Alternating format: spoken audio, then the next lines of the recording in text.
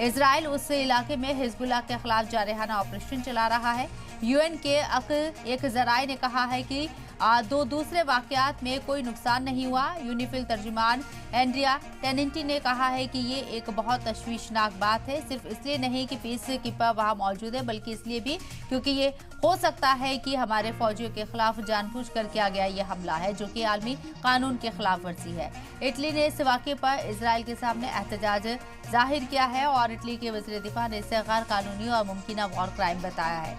इतालवी वज़ीर दिफा गुइडो क्रोसेटो ने पूछा है कि ये गोलियां क्यों चलाई गई। इजरायली सफीर हमें इस मामले पर सफाई नहीं दे पा रहे थे। वहीं इजराइल ने लेबनानी शहरियों को वार्निंग दी है कि वो साउथ में अपने घरों को वापस ना लौटे, क्योंकि ये हमला जारी है यहाँ पर। और लेबनान की वजारत सेहत ने बताया है कि जुमेरात की रात को सेंट्रल बेरूत पर इजरायली हमलों में कई लोग मारे गए और दर्जनों जख्मी हो गए हैं। जराये के मुताबिक हमलों में कम से कम एक सीनियर हिजबुल्लाह लीडर को निशाना बनाया गया था।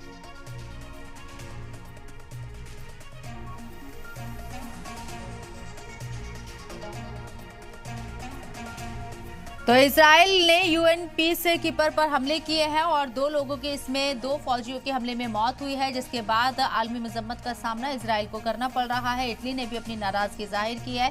व्हाइट हाउस ने भी इस पर अपनी नाराजगी जाहिर की, लेकिन क्या इजराइल इन नाराजगियों को समझ पाएगा और रोक पाएगा अपने हमलों को? क्योंकि इजराइल के जरिए जो अटैक्स किए जा रहे हैं उसमें आम लोगों के साथ साथ अब पीस कीपर की टीम भी निशाने पर है। पीस कीपर के हेडक्वार्टर पर यूएन पीस कीपर के हेडक्वार्टर पर गोलीबारी की गई, जिसमें दो लोगों की मौत हो गई है। साथ ही साथ यूएन पीस कीपर के स्पोक पर्सन का कहना है कि ये गोलीबारी क्यों की गई, इसका जवाब इजराइल नहीं दे पा रहा है। इस मौजू पर बात करने के लिए जो खास मेहमान हमारे साथ चर्चा में शामिल हो रहे हैं, उनका तारुफ आपसे कराना चाहेंगे। मेजर जनरल डॉक्टर जेके बंसल साहब, डिफेंस एक्सपर्ट हमारे साथ मौजूद हैं और लोग भी चर्चा का हिस्सा रहेंगे। मेजर जनरल, इस्तकबाल है आपका सलाम टीवी में।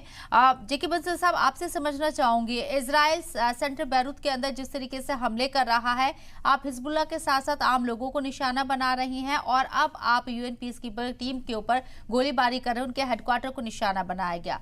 समझ से परे है। खुद यहाँ पर यूएन पीस कीपर के जो स्पोक पर्सन है उन्होंने कहा है कि ये गोलीबारी क्यों की गई इजराइल बता नहीं पा रहा है, जानबूझकर ऐसा लगता है ये हमला किया गया। कैसे आप देखते हैं?